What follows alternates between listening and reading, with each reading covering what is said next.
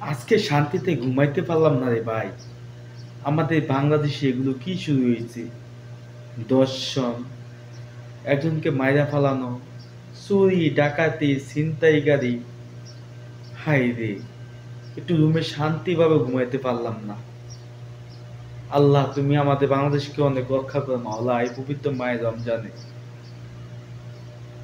অনলাইনে ঢুকে যে অবস্থা দেখতেছি, আমাদের বাংলাদেশের যে অবস্থা, এটি মেনে নেওয়ার মতো না বন্ধুরা। আমরা প্রবাসে আছি, এগুলো দেখলে কি আমাদের মন ভালো থাকে? যেখানে দেখি সেখানে দর্শন, ছোট একটি মাসুম বাচ্চা তাদের আপন তার বোনের শ্বশুর বাড়িতে গেছে, বড় ভাই সমতুল্য বোনের জামাই, আর শ্বশুর তার বাপের মতোই। তার দুইজন নিরপেক্ষ কিভাবে আসিয়ার সাথে এমন ঘটনাটি ঘটাতে পারলো? দর্শন তো একটি কথা আছে, তারপরও তাকে যেভাবে শাস্তিটা দেওয়া হলো, গলা, তার যৌনাঙ্গ বেলেট দিয়ে বলে কাটা হয়েছে।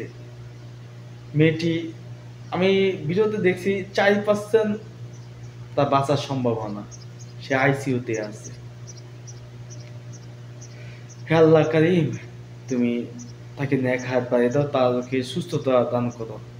সবাই বন্ধুরা আজকের জন্য দোয়া করবেন।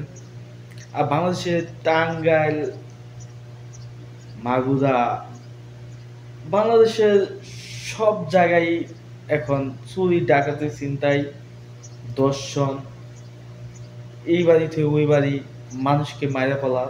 আবার একটি নিউজ দেখলাম, 2 ভাইকে মসজিদে কুপিয়ে হত্যা করেছে। এ প্রবাসে আইসা একটু শান্তিতে কাজও করতে পারবো না, মনে হয় ঘুমেও শান্তি পাবো না। হে আল্লাহ মহান, তুমি আমাদের বাংলাদেশটাকে হেফাজত দান করো মালিক, সকলকে সহি সালামত রাখো। বন্ধুরা, সবাই প্রতিবাদ গড়ে তুলবেন। আর যারা দূষণের সাথে জড়িত তাদের দৃষ্টান্তমূলক শাস্তি চাবেন একটাই, ফাঁসি। পাবলিক প্লেসে এনে তাদেরকে পাথর মারা হবে এক এক করে।